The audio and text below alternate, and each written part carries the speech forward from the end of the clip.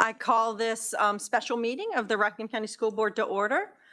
First item on the agenda is to approve the approve the agenda. Do I have a motion to approve the agenda? Thank you, Mr. Falk. Do I have a second? Thank you, Mr. Cross. Any discussion? Hearing none. All those in favor of approving the agenda as presented, please say aye. Aye. Opposed, same sign. Motion carries. We have an approved agenda.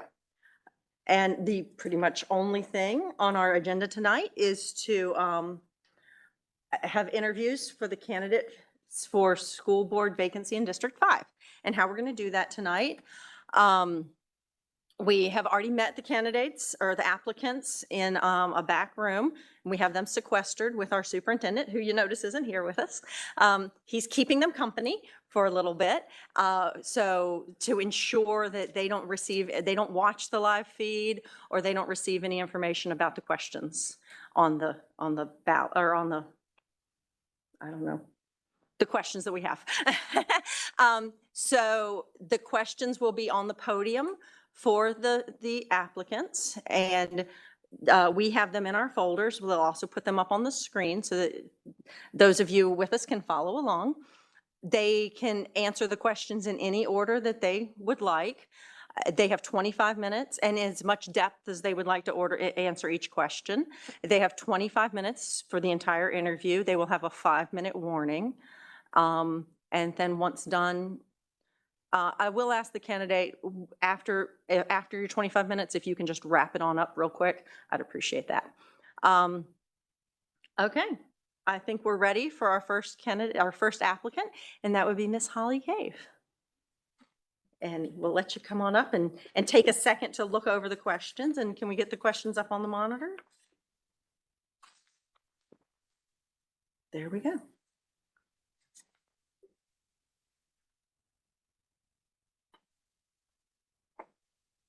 And whenever you're ready to begin, Ms. Cave. And then once she begins speaking, that's when we'll start her clock, okay?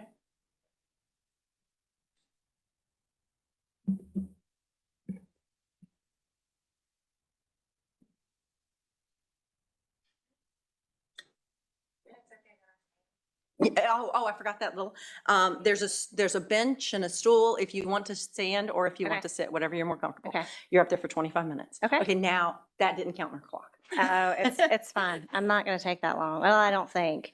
Usually I don't plan on talking long, and it's refreshing to have more than 3 minutes though. I just want to soak it in. All right. Why do I want to fill this short-term vacancy? I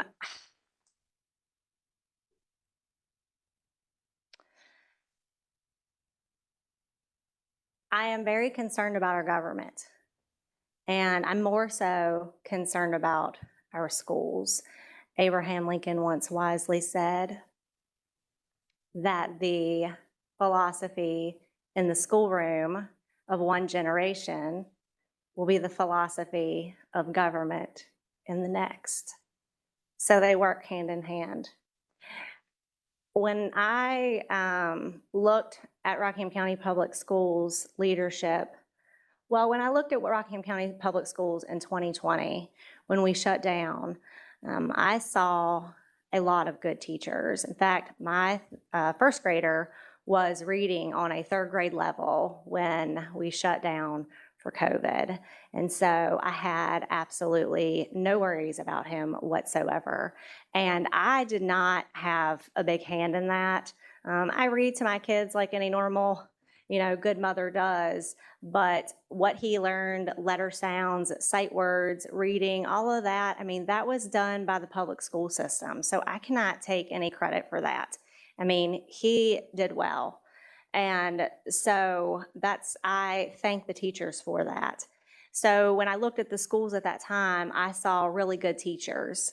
But when I looked at the leadership, I did not see a boldness there that I would have liked to have seen with regards to the decisions that were made in 2020 and 2021.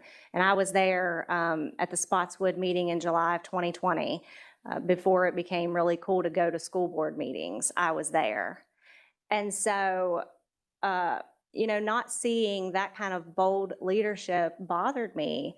over the next 2.5 years, because I believe that courage is contagious, and I believe that it starts at the top.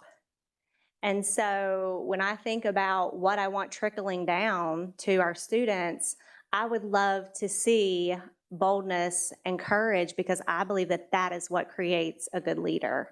So if we start with that at the school board level, and it trickles down into our administration, into our teachers, and then ultimately, where else will it go? To the students. And they go out and they have already learned how to be bold. They read well, they write well, they're able to articulate their opinions that they've formed in a school system that has taught them how to think. I see that we can raise really great leaders in this division. I mean, the capabilities are there. And so that's why I want to fill the position. That's why I'm running for school board, is because I believe that a bold leadership will create really bold students, and really not just bold, but patriotic citizens for our country, because they will ultimately lead us in 10 or 20 years. And I want to see this country continue to be free. And so that's, when you go from a local school system to thinking that the freedom of our country depends on what we do here locally, it's a big deal. And so I take it seriously. Someone asked me over the course of the last couple of years, is it that serious? And I'm like, it's absolutely that serious. It's absolutely, we're raising the people. We really are, right? 7 hours a day and maybe more with them. We're raising the next generation. So a lot of who they become, does depend on the schools. And I don't take any credit away from parents whatsoever, and everybody knows that, so I'm not going to go down that hole. But I want to see that within our school system. So that's why I want to fill this vacancy and serve on the board ultimately. Would you like for us to ask her the question? No, she's just supposed to keep going. Okay. And she can go in whatever order she would like. What 3 things would I like to work towards accomplishing between now and the end of the year? I tried to predict before I came what questions you would ask, and I actually thought the question would be either what's the first thing you would do serving on the board, or what's the most important, and I could not come down to just one. So I'm glad that it says 3 things, and maybe I can condense to 3. I don't want to harp on school resource officers. It's widely known that I support them, but it comes under a much broader heading of safety. Is safety in the schools. I love that we already see that we're getting, those different locks and the key fobs and stuff like that in place. I hope that we'll be really organized with keeping up with those, and, deactivating when, a teacher, whoever leaves. I worked for a place previously that we had to, every time a manager left, we had to change, the keys, and I was the one in charge of making sure that happened. So it's a big deal. So whoever's in charge of that, they have to do a good job. This school system depends on all of us. So you guys have to make the bold decisions, but then there's follow through with everybody underneath of you, making sure that those things happen. And I think that we can all work together to do that. So in speaking about safety, that's something I'm glad to see happening. I want to see officers cover all of our schools. But one major concern, and maybe it's just in my area, is the drug problem. I know that it is hard to monitor what these kids are bringing in and out of school every day. We have to get something in place where they're not bringing these vapes in. If I could speak just specifically to vapes, I hope that they're not bringing drugs in other forms. I don't have any specific cases of that I've heard, but I talk to the students, and the vaping is out of control. And I'm not just talking about, that they're smoking marijuana through the vapes or doing that, but I'm talking about tobacco, even in the simplest form, we're creating addicts. Right? They're already addicted to one substance, and it's so easy to move from one to the next. And they do. And we see that a lot in District 5. And so I really would like to see, I don't want to use words like a crackdown, but maybe a major revisiting of the drug policy and the discipline. what we do.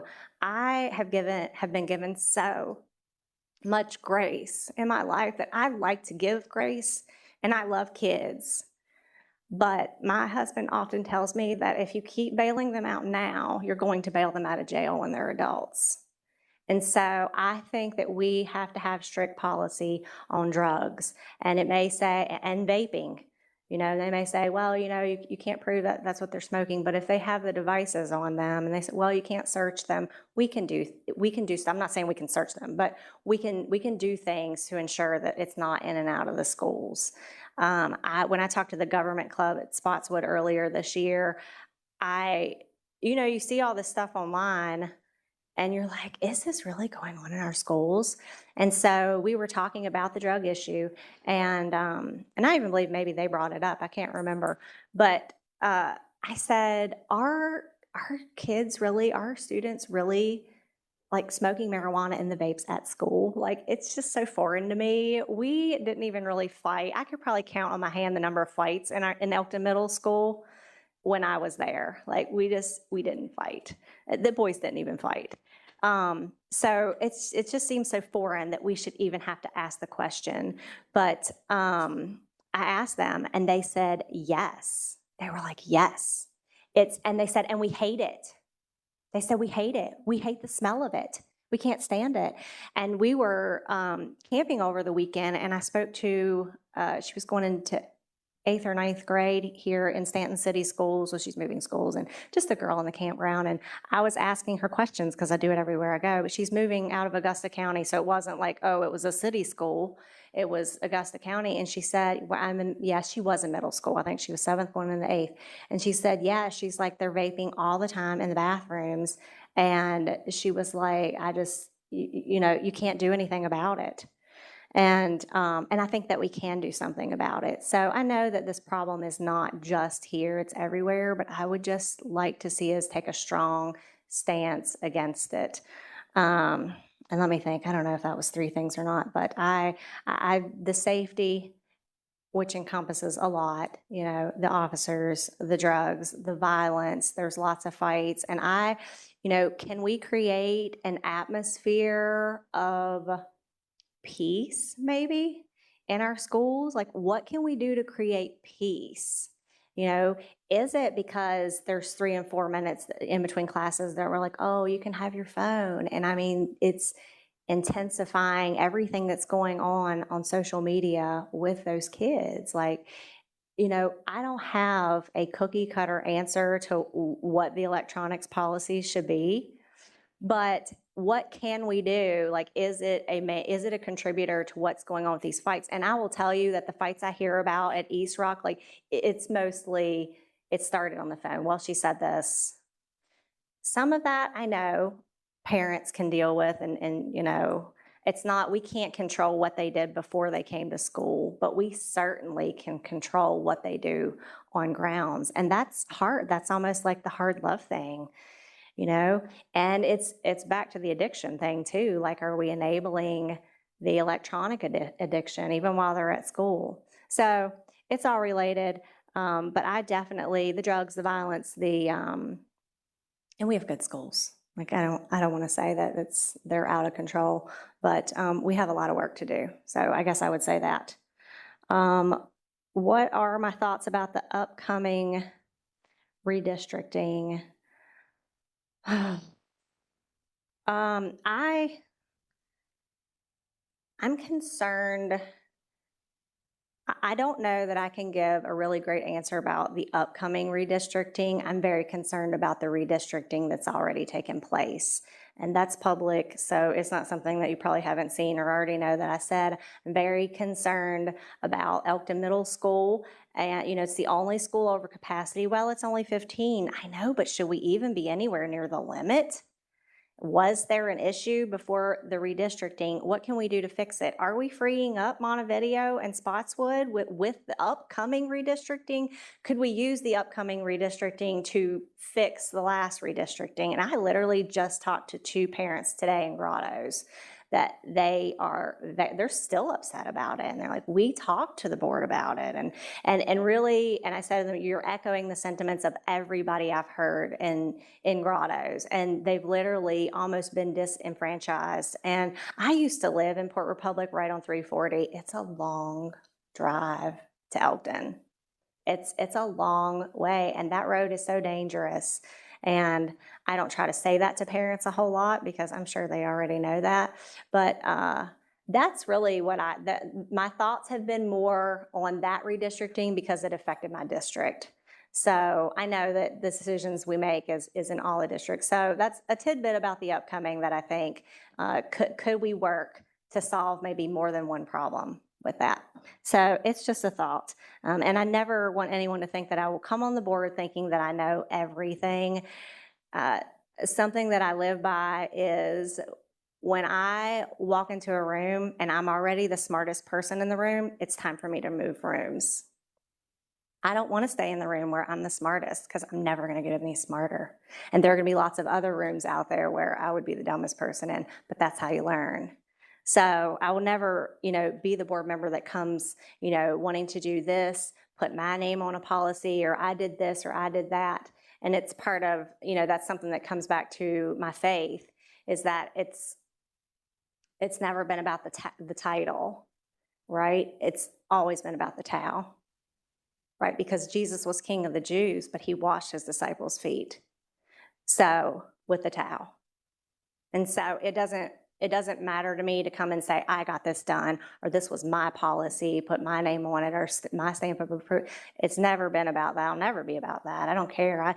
In the background, I've coached cheer for years. I've always been assistant coach. It didn't bother me to not have that head coach name ever. I've always liked to work in the background and make things work. I'm a type A personality. I like things to be structured. And so I've never needed to be out in the front. So this is actually really, it's new for me. It's a stretch, but that's how you get smarter, right? That's what happens when you move into new rooms. So what do I like most about District 5?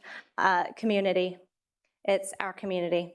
We are so tight-knit. I went up to the national night out, and the Doffenmeyer brothers were up there with the sheriff, and I grew up with Chad Doffenmeyer, and we swam in his pool, and we skated together, and my friends were his girlfriends, and, it is such, it's such an honor that, he grew up and decided to give back to the community the way that he did, and that's true. I grew up with people that have opened small businesses down in town.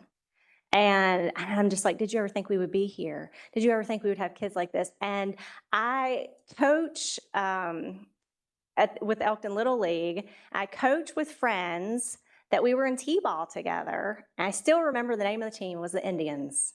2 years, we were maroon 1 year, and it was like navy blue the next, but we were the Indians. And so we played together in T-ball, and we grew up. And this year, we coached together on different teams, of course, and coached our own kids. And that's true almost in every arena that I go in, even with coaching cheer. I coached the cheerleaders that I cheered with in Elkton Middle School. I coached their daughters, in the past years. And it's such a joy. It's such a joy. And some of them have went and, moved away, and we talk, long distance. So that is definitely, that if I had any easy question today, that's it. It's community. I have deep roots there. I love the schools. I was always in public schools until a couple years before I graduated. So, it's the thing you do. You send your kids to public school. Like when we were growing up, people didn't homeschool. People didn't private school. That wasn't even, I don't even know that it was an option until I got older, until it was nearly 2000 that people were even talking about doing that.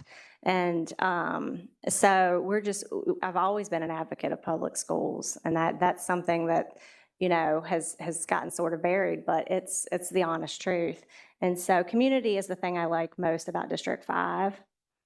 What in my background gives you qualifications to this vacancy?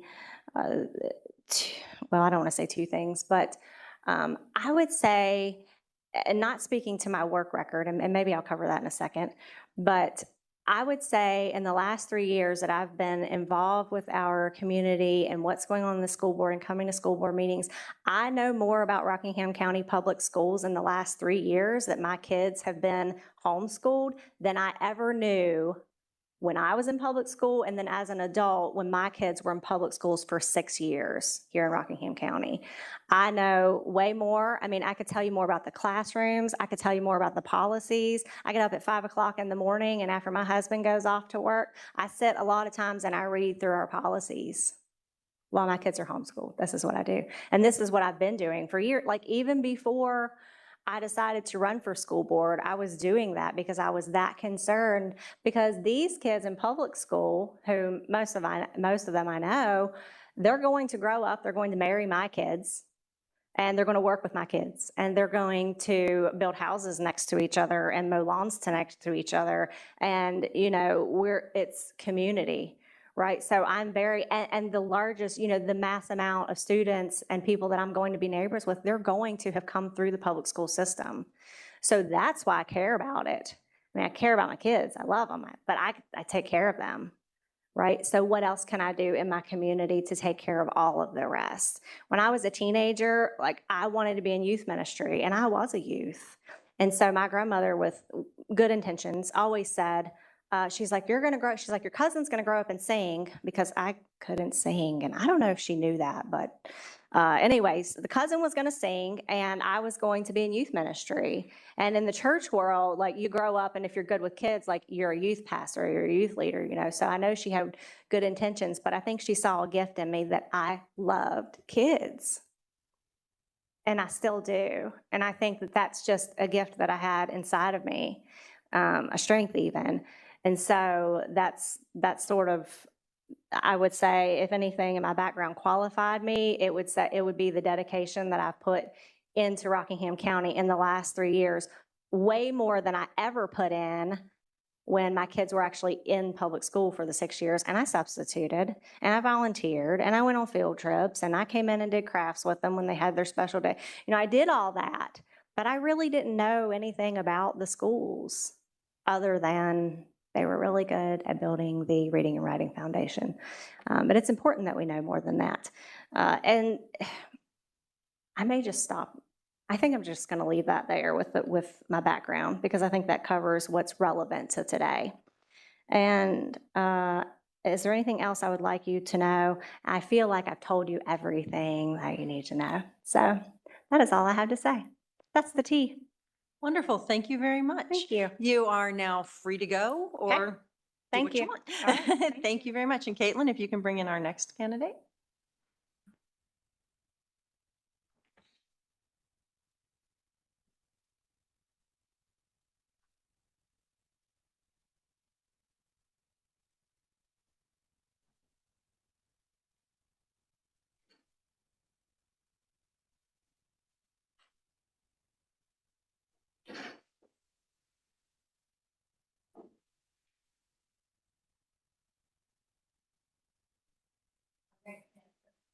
Our next candidate will be Paula Lamb, and she'll be joining us in just a minute.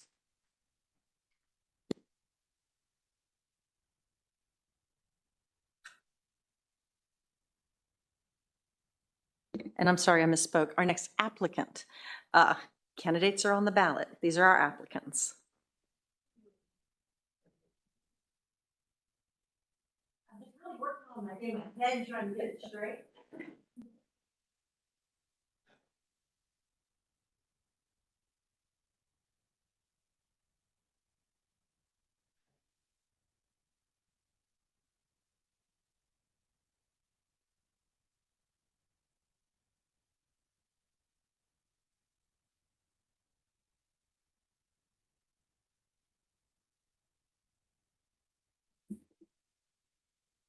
Hello and welcome.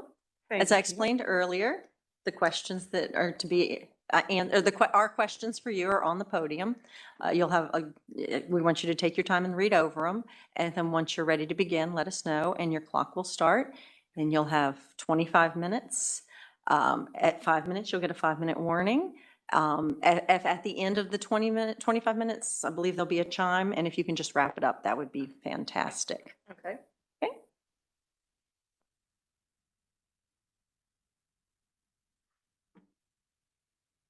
I'm just going to take a minute to read through these. Yeah, please take your time. This is also for anybody, you don't have to pay attention. Okay. For anybody watching along at home, this is kind of how they do it with parliamentary procedure for FFA. They're given a question. All students are held in a back room. They come in, they get the question on their chair, they read the question, and then they have to debate it for 10 minutes, I think it is. So I kind of stole from that a little bit. Are you ready? I am ready. And I'll start with question number 1. Why do I want to fill this short-term vacancy? I would like to fill this vacancy because I feel I have the skills and the experience and the knowledge that will be necessary to make some positive changes for our students in the short term that will affect our long-term goals. So there's things that in my past 20 years of working in the school system that I've seen, and I've reached out to my school board member and had many conversations with the former school board members, not with many of you that are present here today, but in the past I have reached out with concerns and questions, and I feel like now is the time for me to be where you all are, to help support you, to help support our parents, teachers, and students, to build a community that is welcoming to all students, that provides a quality education. And I feel this short term will give me the opportunity to provide our constituents an idea of who I am as a person and what I want to do, and that is to create a better future for our children. And that is educationally, wanting them to thrive, whether that's going on towards the workforce, whether that's going into the military or going on to the university. But I want to see our school systems be the shining star in the whole state of Virginia. The next question. What 3 things would you like to work towards accomplishing between now and the end of the year? The first thing, as you all know, that I've been very concerned about is the transparency. There has been a lot of talk about policies within the school board and how those are written and how those are maintained. And I believe what we have is not really a policy problem, but we have an accountability problem. Meaning, I'll just take the most recent situation that I have dealt with my children. The cell phones are not to be on in school. They're not to be on in school. There are specific times that those cell phones can be used, but I will get a text or a call from my student during those times. And I can see that they're supposed to be in class at this time, and I'm like, dude, no, this is not the time to be calling me. And he's like, oh, my teacher doesn't care. And I'm like, yes, the teacher should care.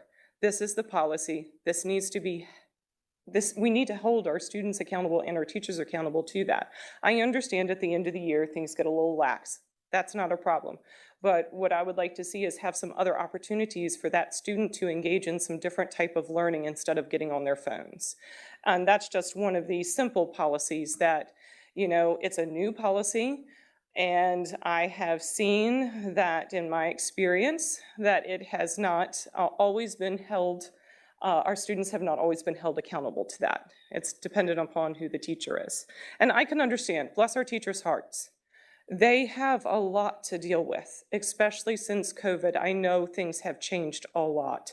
Behavior issues are at an all-time high, and our teachers do need some sort of outlet. And one of the things that I would like to see is looking at our finances and looking at our budget and looking at the state funds that are available to us. I read an article in the DNR recently that was saying that the model that is being used for our school system is outdated.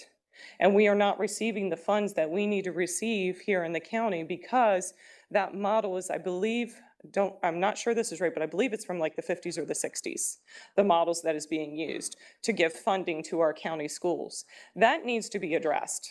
And what we need to do is we need to support our teachers with those funds.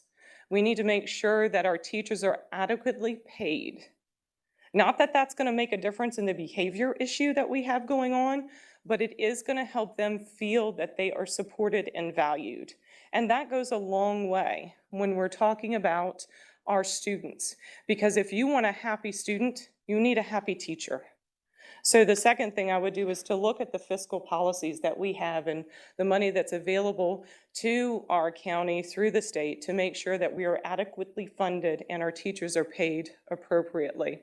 And that also means having teachers' aides and teachers' assistants so that when there is a student that does have some behavior issues, that there is an aide that can work directly with that student and that can provide that support that the teacher is not necessarily able to provide, because sometimes a teacher will have 24 students in a class.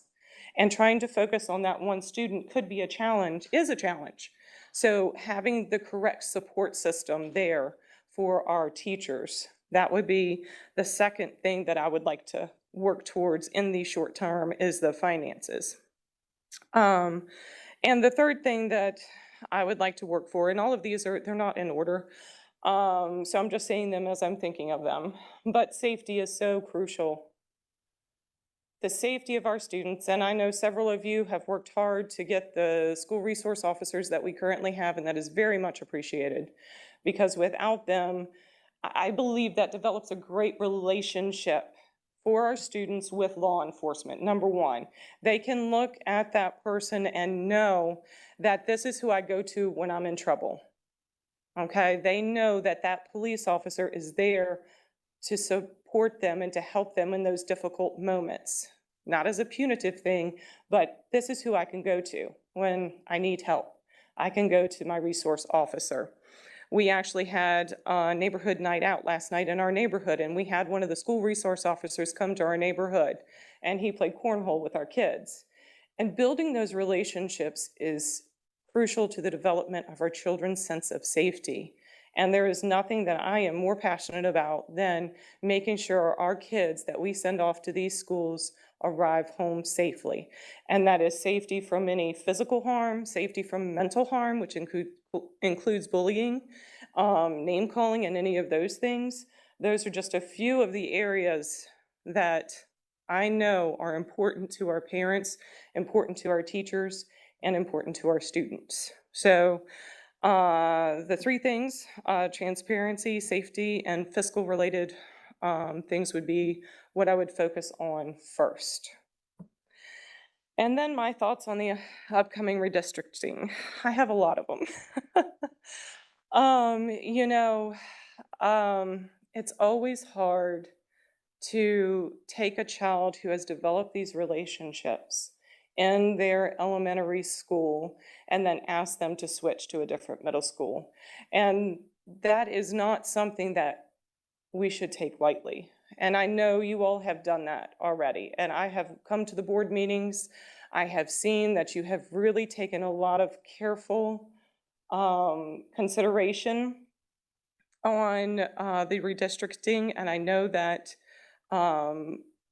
you are looking at those things because I've heard your comments and I've heard your questions, and I know that you are thinking about what we can do to redistrict in our area. So, because I believe the redistricting you're talking about would move some Cub Run students potentially over to Lacey Springs and around in that area. And right now, Cub Run has a lot of students in it. I believe it's the largest elementary school we have. And that's where my kids went. My kids went to Cub Run. We had awesome principals, awesome teachers. Couldn't be more thankful for the experience that my children had there at Cub Run. It really is a phenomenal school. But when you have a school system like Cub Run that is currently at 700, which to me should be a max for an elementary school, in this area at least, there has to be some way to relieve the pressure off of that school and move some of those students to another area. One of the ideas that I had thought about, and please know I have not done any research on this other than listen to what you all have said and seen what was presented on the screen. But just as I've listened, I've thought about, okay, what is a way that we could possibly move some students to McGaheysville Elementary? What is a way that we could redistrict some students that currently are in other areas that are more densely populated and could move them to a different middle school or elementary school? And the thing that you have in this situation, it's like squeezing a water balloon. So whenever you squeeze that balloon that's full of water, it's just going to go to another area.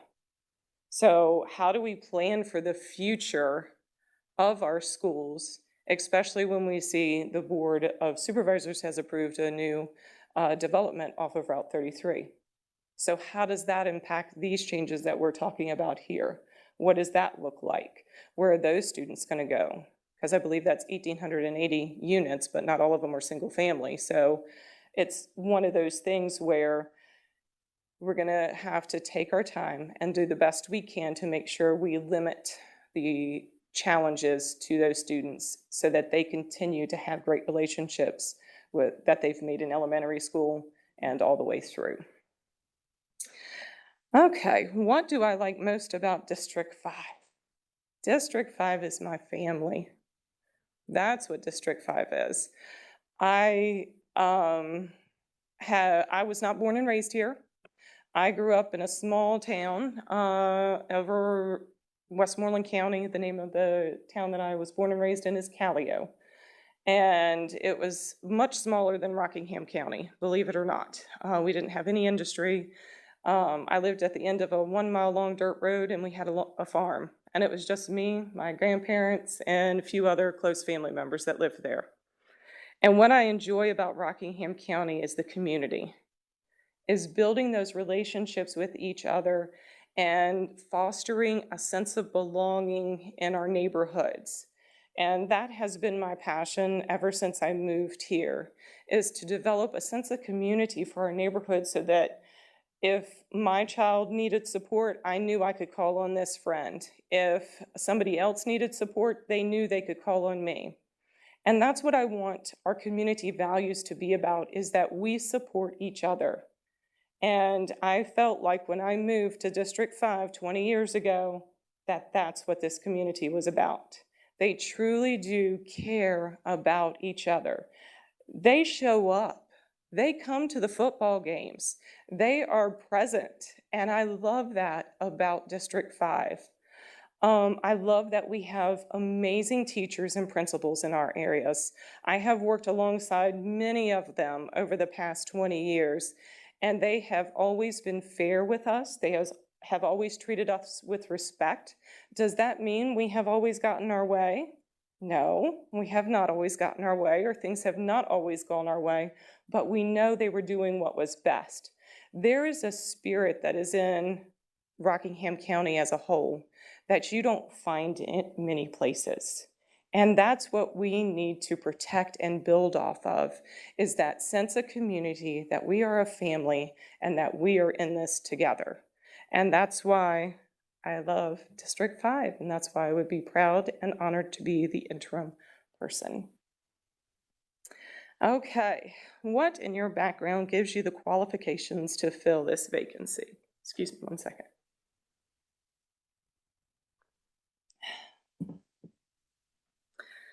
So I did not follow the traditional method for school. I attended a private Christian school, and then my last year of school when I was 16, it was a homeschool program that I actually graduated from while attending our local community college. So I was actually in my last year of high school attending community college, and I had a full-time job as a pastry chef at a resort where I lived. My family, we lived on a farm, and the means were just not available for me to attend college. So I had to make sure that I put a lot of time and effort and thought into my future educational plans, which is why when I came to this area, I chose to apply for a job at an Institute of Higher Education here, because I wanted to get my degree. And I knew that way I could get my degree paid for. And my master's degree, I was very fortunate to receive from JMU. My bachelor's degree was from EMU. Those degrees have really helped me to understand how to communicate with each other, especially when we will have differences, because let's be honest, we will all have a difference of opinion, but I have learned to work through those challenges and understand that we should all be respectful of each other and treat each other with respect. And that needs to be the foundation of any and all relationships. And through my experience at my place of work, I have spent many, many years working with fiscal policies. And through those policies, I have had to weed through a lot of bureaucracy and figure out a way to fund things that are necessary. So one of the things that I know are necessary in our area is SROs. Another thing that is important in our area is swipe access on our doors. And I know those are things that we have talked about in the budget process when I've been to those meetings. So I know y'all are on it. So I'm not coming here saying you're doing a bad job. I'm just coming here saying, let me help you. Let me see what I can do to help you get those things passed so that we can move on and start focusing on the education and start being the shining star in the state of Virginia in regards to education. And also, I have had a lot of experience running businesses. Those businesses have provided me the opportunity to work with some high-level government employees, and has shown me that in all these interactions, integrity is what matters most. When I host a wedding at my venue, when I host a corporate retreat at our venue, or when we're doing a construction project, integrity is key. And I believe that I need to use that skill that I have honed over the years and of working with the fiscal policies, working with integrity, and being able to quickly assess a problem and find a solution, because that's where we're at now. We know what the problems are. We're always going to have problems, but finding a way to come to that solution is what is crucial. And that is where I feel like I have the experience and the wherewithal and the educational acumen to be able to help you do that. Like I said, I'm not here to replace you. I'm here to say, what do you want me to do? How can I help you get this done? And let's do this together. So that would be a little bit about me. And just know I speak in vague terms about where I'm employed, not because I'm embarrassed of where I work. I'm very proud of where I work, but I've just been advised not to share the names of the companies. So I'm very proud of where I work and what I've done. And in a private setting, I would be very happy to share with you in great detail about those experiences. Okay, is there anything else you would like us to know about you? Well, I guess the one thing that I would start with is that I care a lot, and I hold that in my soul. And that care that I have for my community is just who I am. And I want others to feel that they are loved, that they are respected for the human being that they are. And all throughout life, you go through difficult times, and there is that one person that will make the difference in your life. That one word that somebody shared, that one smile, that one putting your arm around somebody saying, I'm here with you. There's going to be that person in your life. And that's the person that I have tried to be. And, I have worked very hard in my neighborhood and in my community to be that person in our neighborhood. And now, after I've spent years forming those relationships, I want to move on, and I want to take that to the next level. And I believe being here on the school board, I would like to help institute change that inspires others, that helps others know that they are valued, that encourages them to make good choices, and that comes alongside and says, I'm here with you.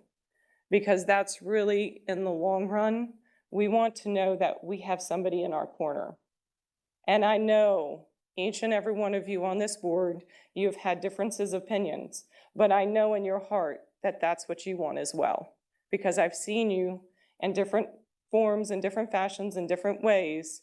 I've seen you exhibit those and know that that is very much appreciated, because I know your heart is in the right place. I know it is. And I know that given this opportunity to be on the school board would allow me to come alongside of each and every one of you and hopefully help us become the beacon of how a school board should be run. Now, was that my entire time? Okay. Well, being as I'm going to give you 5 minutes back in your day, because I know y'all have had a long day and I respect that. So That's- is there any other questions or? Nope. No? Thank you very much. You are free to go. Okay, thank you. Thank you for applying. Yes.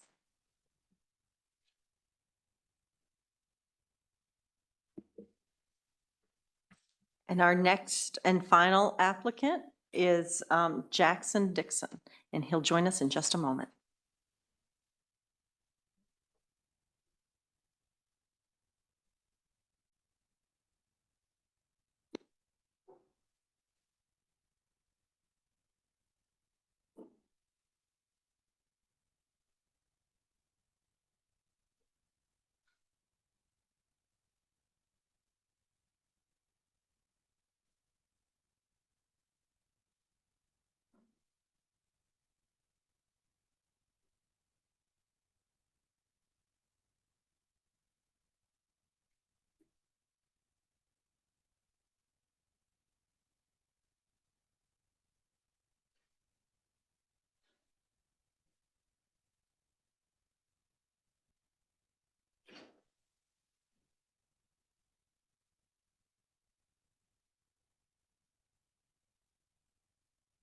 Hello.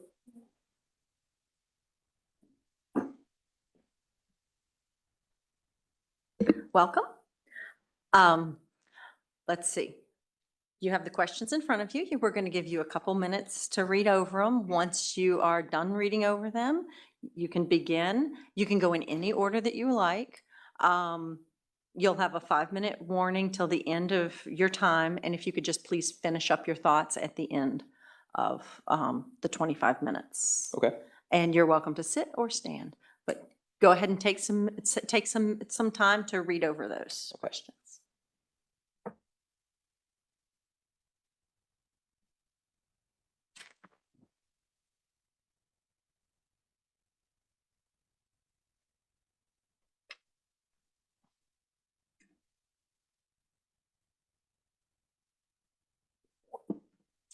Okay. I'll wait till. Everybody ready? All right, Mr. Cross, thank you.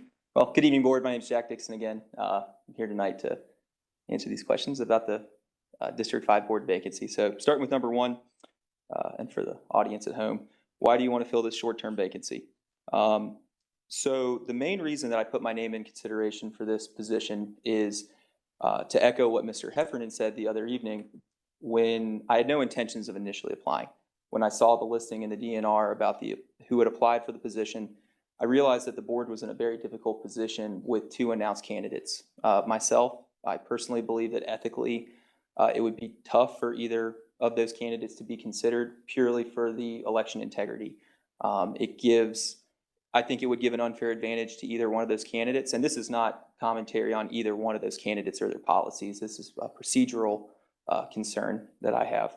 So looking at the names of those who had applied, I realized that the board would be in a difficult position.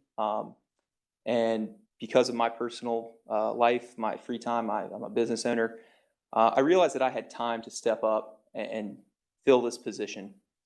I would like to serve in this this position primarily as a steward of the taxpayer money and concerned with the physical safety of our students. I talked about it on Monday night. I think that we're in a very polarized political climate in Rockingham County now, and this election cycle is probably the hottest election that I've seen, having lived here for almost, 30 years, 31 years in August. I would like to serve in this position as a calming voice, a voice of impartiality and getting back to the original nature of what the school board position was, which is the financial conduit of how we fund our public school system and concerned with the physical safety of our students. Everything else ultimately should be a subject matter expert deferred decision. And that's how I view the interim position. I made the comment on Monday that I wouldn't like to have an opinion or voice an opinion on any wide-ranging policy decisions. We have an election in November. The new board will be seated in January. So for me to come in as an interim appointment, I don't think it would be proper or right to either vote or weigh in on wide-sweeping policy decisions outside of the normal day-to-day operations of the school board. If we're talking about budgetary things or allotments of funds for certain programs, I think that's well within that realm. But wide-sweeping policy changes, and I'll say this too, vocally and publicly, Governor Youngkin came out with the new model policies, and in my opinion, the board has not really set forth historically a precedent on accepting those policies. Sometimes we followed them to the T, sometimes we haven't.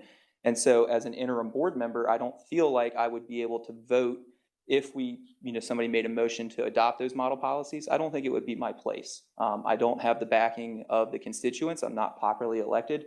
So I think that could be something that should wait until January, until that seat is filled with somebody that has the support of the population to make that determination for the citizenry. 3 things I'd like to work towards accomplishing between now and the end of the year.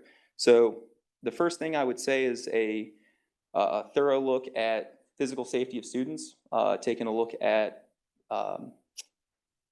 our current policies, best practices, and what we currently are operating in, ways that we can tweak them. I'm not saying there's anything wrong with what we're currently doing. I think there's always room for improvement. I don't want to go into specifics in that regard, only because when talking about public safety, and especially safety in schools, right, we don't want to highlight our risks. We don't want to talk about where we're weak, and I don't want to do that publicly. I have no problem discussing that privately with anyone if anyone has questions, or even if I'm not selected for the position, still meeting privately with anyone to talk about concepts. But I think there are achievable both policy and practical things that we can do for small amount of money. Honestly, there are some very cost-effective things that will have direct impacts in the event of a tragedy that would occur here. So that's one thing, physical safety. I mentioned it before, a calming voice, a neutral person on the board that will just, be focused on the day-to-day operations of the school division, and not weighing into the politics, not weighing into the partisanship, not weighing into whichever party's opinion wants to influence at this level. That's the second thing. I would say the third thing is actually getting more involved with school functions. If selected for this position, I don't look at it as only 9 more meetings for the rest of the year and maybe 2 special budget meetings. I would like to be publicly there. First day of school at Spotswood, second day of school at Elkton Middle, all the places that I went to school, meeting parents, meeting kids, talking to people, because even though I'm an interim, if I would be an interim appointment position, that doesn't mean I don't represent the people. And so I still need to be out there meeting with people, talking with people, hearing their concerns. I might not be able to publicly voice an opinion either way, but we can have conversations, we can talk about what we're hearing. And that's what this board does, right? You meet behind closed doors, you talk about concerns that are coming from your district, and you all come to a consensus on the best way to move forward. And so that would be the third.